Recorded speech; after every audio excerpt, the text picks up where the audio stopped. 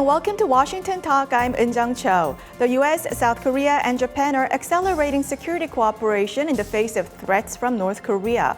The leaders of the three countries will meet on the sidelines of the G7 summit and further deepen the cooperation. Today, we discuss specific ways to boost trilateral military ties and South Korea's enhanced status in the global arena.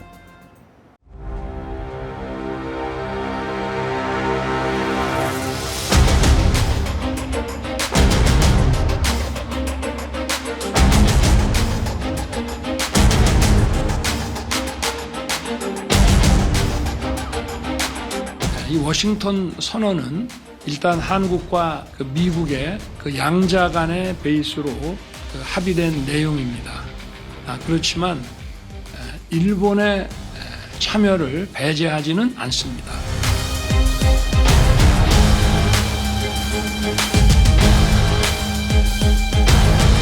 G7 広島サミットの際に日韓米首脳会合を開催し、さらに議論を深めることといたしました。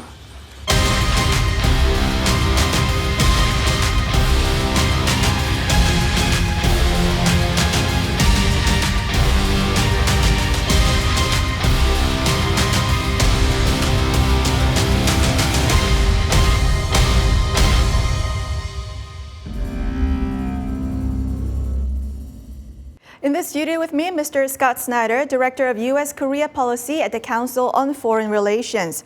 Previously, Mr. Snyder was the Director of U.S.-Korea Policy Center at the Asia Foundation. Mr. Snyder's new edited volume is titled North Korea's Foreign Policy, The Kim Jong-un Regime in a Hostile World. Also joining us, Mr. Christopher Johnstone, Senior Advisor and Japan Chair at the Center for Strategic and International Studies. Mr. Johnstone was the Director for East Asia at the National Security Council under President Biden. He also served as the Director for Japan and Oceanian Affairs at the NSC, Principal Director for South and Southeast Asia, as well as Director for Northeast Asia in the Office of the Secretary of Defense. Welcome to the program. Thank you. Now, Mr. Snyder, South Korea and Japan are reportedly planning to link their radars via U.S.'s Indo-Pacific Command system. This system is based on the Trilateral Information Sharing Agreement in 2014. How does the new system go beyond the previous sharing of the missile data? Well, as you just implied in the question, there are three different systems through which missile tests from North Korea would be observed and analyzed. One based in South Korea, one based in Hawaii, and one based in Japan. But they did not communicate with each other. And so this would be taking the next step that would enable all three to be able to process and share information in real time with each other in order to better assess the direction, the altitude, and the overall scope of North Korea's missile testing. Mr. Johnstone, will the trilateral cooperation stop at sharing data?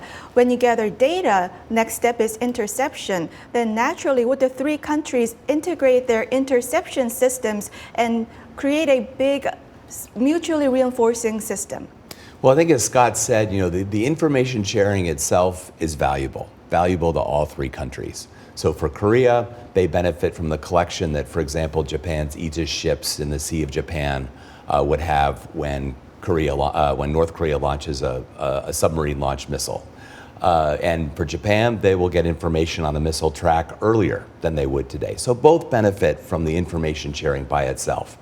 But there's no question that the real benefit would be a truly integrated missile defense architecture, which would enable us in a much more seamless way to respond to, address, intercept missiles. So the first step is information sharing. It's valuable by itself, but it is my hope that this will be just the first step and that we go further down this road together as allies.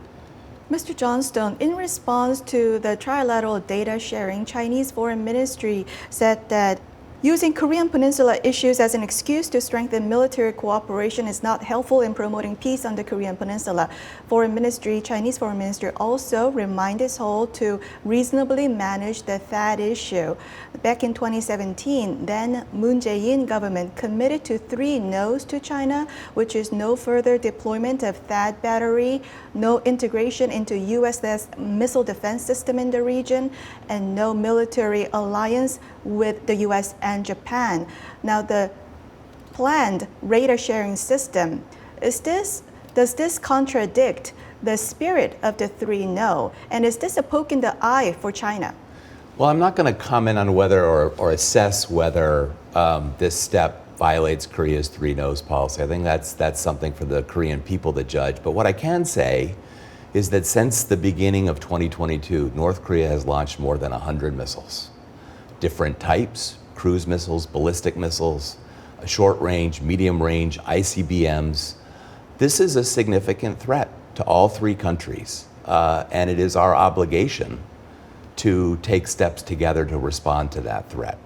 So this strikes me, the data sharing is a very reasonable, sensible effort to strengthen security, to reinforce deterrence, to ensure that we're better able to defend ourselves. And my view is that if China is unhappy with that, then perhaps the best actions that Beijing could take would be to restrain North Korean behavior, because that's clearly the driver here, the security concerns that the 3 countries face together. To begin with, South Korea even making those 3 no promises to China, isn't it disadvantageous to Washington to begin with? Well, I think, as Scott has said, I think the revitalization of the U.S.-ROC alliance and the deepening of trilateral cooperation among the U.S., Japan, and ROK has been a priority for the United States for some time. And so certainly under the Yoon administration, the progress that's been made is most welcome. And I think again reflects a common sense of threat and urgency among the 3 governments. Mr. Snyder, how should Seoul respond to China's angry response? Back in 2017, President Moon Jae-in, during his speech at Beijing University, he said China is a high mountain and South Korea is a small country. South Korea self-proclaimed to be a small country. However, Seoul-Beijing relations only aggravated and worsened. Should Seoul stand up to China if China crosses the line? Well, first, I do not expect President Yoon to say the same thing that President Moon said about the relationship between South Korea and China. In fact, I think that President Yoon has been saying something very different by claiming South Korea's aspiration to be a global pivotal state, and that has ramifications for the relationship with China. Instead, I think that the Yoon administration has been focused on mutual respect. And so I think the question really is, as China ramps up its critique of some of the steps that South Korea is taking, to what extent is there going to be space for South Korea and China to maintain a stable relationship? And I think that in recent weeks and days, what we have seen is the rhetoric from Beijing really ramping up in some very critical ways that actually even include dark threats that somehow South Korean security could be put at risk if it doesn't have the kind of relationship with China that China wants. And so that is a problem. I think it's going to be an enormously difficult challenge for the Yoon administration to navigate. It is one that has recently gotten worse as Chinese rhetoric has amplified. And I still am hopeful that dialogue can begin between Beijing and Seoul in order to manage what has become a more complicated relationship. So President Moon Jae-in's idea to share the China dream was not feasible to begin with. Well, as you mentioned, there were limited positive returns on investment for South Korea in terms of being able to establish a stable relationship with China during the Moon administration. I would say that those prospects have become even dimmer as a result of China's determination to respond to recent developments, including the change in administration in South Korea, in a much more negative way.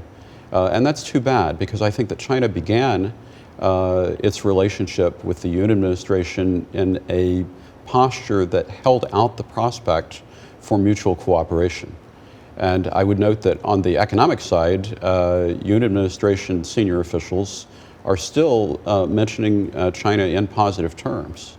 But if China decides to take its declaratory statements as the basis for its policy towards South Korea, I think that the South Korea-China relationship will face a very difficult road ahead. Mr. Johnstone, leaders of the U.S., South Korea, and Japan will meet on the sidelines of the G7. This comes on the heels of consecutive bilaterals among the three countries. What concrete agreement should be announced this time? Yeah, this is a significant summit among the three leaders, and I think following so soon after Prime Minister Kishida's visit to Seoul, which really, I think, served to strengthen the third leg of this triangle, right? I mean, I think relationships among all three are in very strong shape today.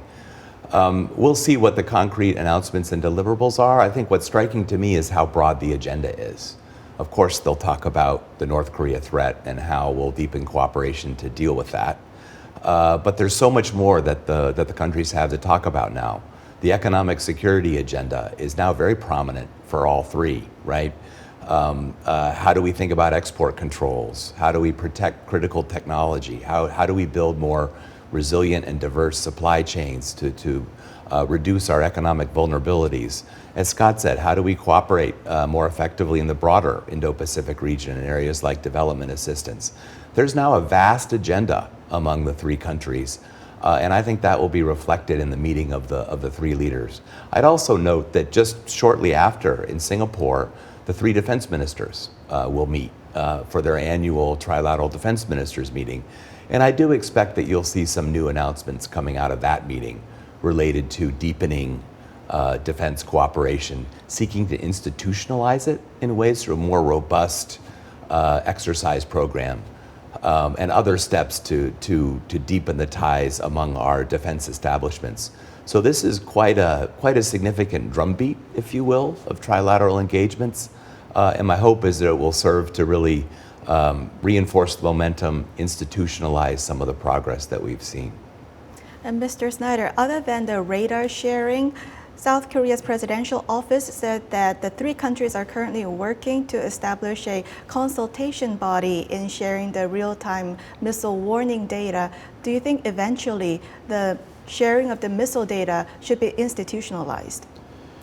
Well, that's an interesting question. I do believe that can provide some added advantages in terms of, as we've already talked about, an integrated response.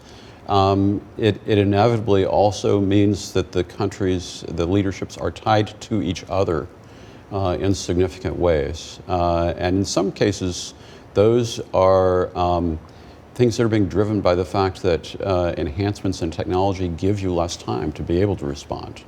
But I do believe that, on balance, the capacity to have an integrated response is probably an inevitable development in the face of expanded technologies to be able to shorten time for preparation on the other side. Mr. Johnstone, President Yoon Suk-yeol, after his summit with Prime Minister Kishida, said that he wouldn't rule out the possibility of Japan possibly joining the nuclear consultative group in the future. Is that what U.S. wants, for Japan to join in that NCG with South Korea? And is it more effective if the three countries form a same group? Well, there was, from what I understand, some discussion as they were developing the concept of this NCG. Some discussion of whether to make it a trilateral body. And I think for reasons that all three governments had themselves, there was a decision to keep it a bilateral body. I think that's appropriate. South Korea has specific concerns that it seeks to address related to extended deterrence. The cooperation with Strategic Command, for example, I think is a new step, and it's an appropriate one. That South Korea in particular, I think, is focused on. What I do think, though, is that there's a need for a trilateral venue in which the three countries can discuss issues of extended deterrence, because there are common concerns, common perspectives on the threat, where it would be beneficial for the three to talk. So I think separate from the NCG, my hope is that they will create, and I think they will, a periodic opportunity for senior defense officials to come together to discuss extended deterrence more broadly. Mr. Snyder, G7 is coming up, and South Korea's Foreign Minister Park Jin said in April that South Korea is fully qualified to become the G8. Do you agree with that? And what would be the benefit for the United States if South Korea joins the G8? Well, I think that it's clear that if we look at the other members of the G7, it's clear that South Korea would meet qualifications to be a part of that body. It does come with greater responsibilities, and so that is one part of it, and it could be part of the aspiration to be a global pivotal state. This would provide a venue where that could really be acted upon. And so we'll have to wait and see how it develops in terms of the politics. But in terms of the qualifications, yes, I think that South Korea is eligible for consideration. Mr. Johnstone, currently there are many threats to the global order, including the war in Ukraine and the closer alignment among the authoritarian countries. Is the current geopolitics advantageous for South Korea aiming to become the G8 country? I fully agree with Scott that Korea is eminently qualified to join the G7, make it a G8.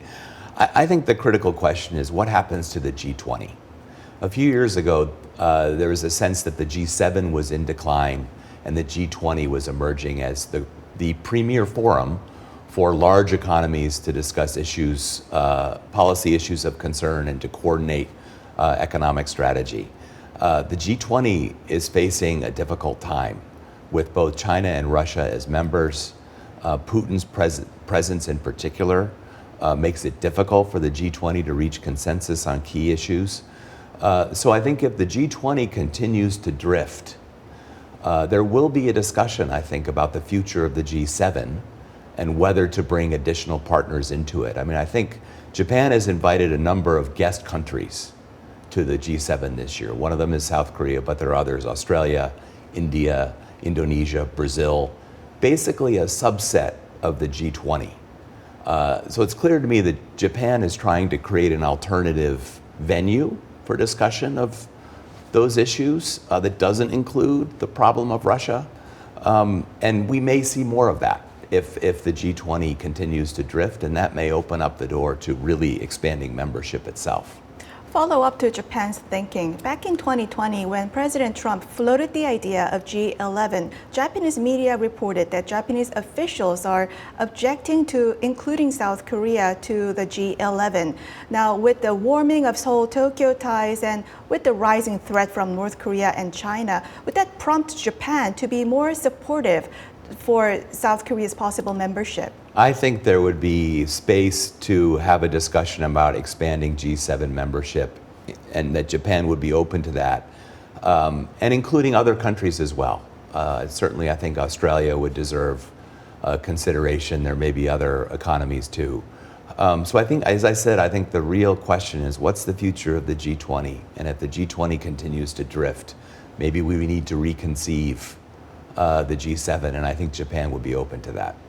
Mr. Snyder, a recent think tank report said that the Congress and the Biden administration should work to make the case to expand G7 into G8 to include South Korea. Do you also think that there's a role that Biden administration can play to help South Korea get into G8?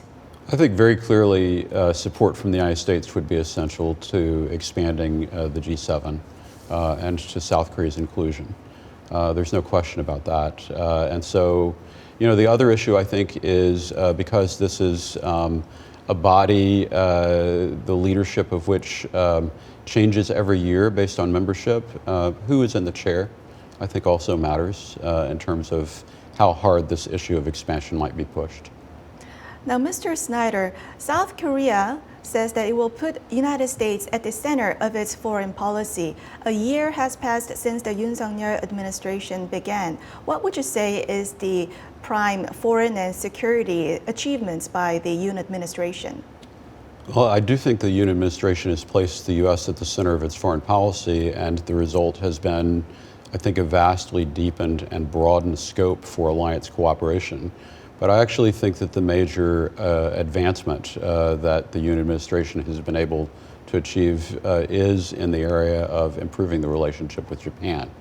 And I think the reason for that is that it was an enormously politically courageous decision that President Yoon made. And it's also been interesting because it's not a decision that necessarily has an immediate political return, but that I do believe will accrue returns for an extended period of time following the actual decision. Mr. Johnstone, some criticize President Yoon for being too clear about who is an ally and who is an adversary. U.S. officials say that it is not asking South Korea to choose between the U.S. or any other country, and this is not a zero-sum game. But Yoon government being so binary and clearly aligning with the United States, isn't it advantageous to Washington? Well, I think it's advantageous to both capitals. And in Tokyo as well. And I just want to say I wholeheartedly agree with Scott's characterization of President Yoon's courage in seeking to improve the relationship with Japan. But I think the point I would make on the decision to focus on the United States, strengthen the alliance, Korea is not alone in focusing more heavily on the alliance relationship. As we look across the region, right, all of the alliances that the United States has are getting stronger at the same time. That hasn't been true for a while. I think you could date it back to the Cold War period. The relationship with Japan is getting deeper.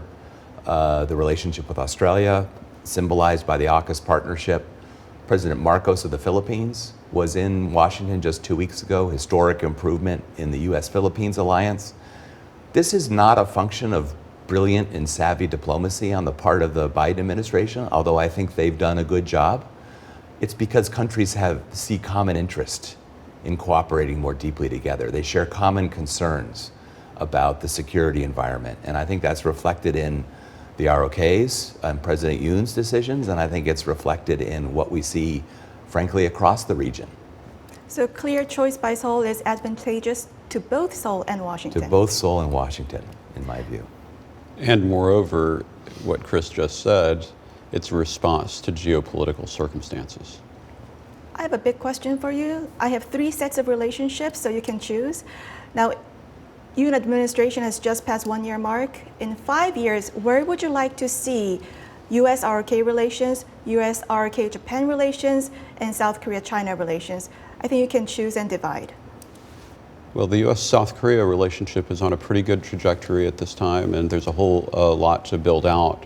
I think that we've been talking about one of the big questions, and that is how does South Korea evolve in terms of its approach to international leadership? And I think that the big question mark and potential downside is where the South Korea-China relationship will go, but I do not believe that the choices primarily lie in the hands of Seoul. I think that they lie in the hands of Beijing. And focusing on the US-ROK-Japan relationship, I think there is a tremendous opportunity to really institutionalize deeper ties among us. And that's what I hope to see happens over the next 5 years.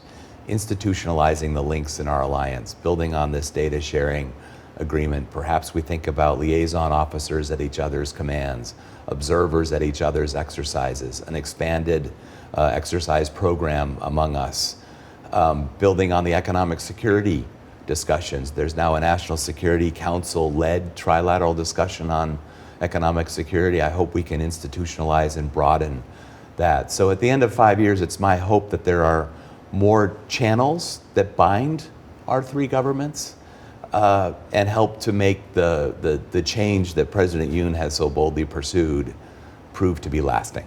Well, on that hopeful note, we'll wrap up our discussion here. Mr. Johnstone, Mr. Snyder, thank you very much for joining us. Thank you. Thank you. And thank you for watching. We'll be back here next week with U.S. experts to discuss the 2 Koreas and the region right here from Washington.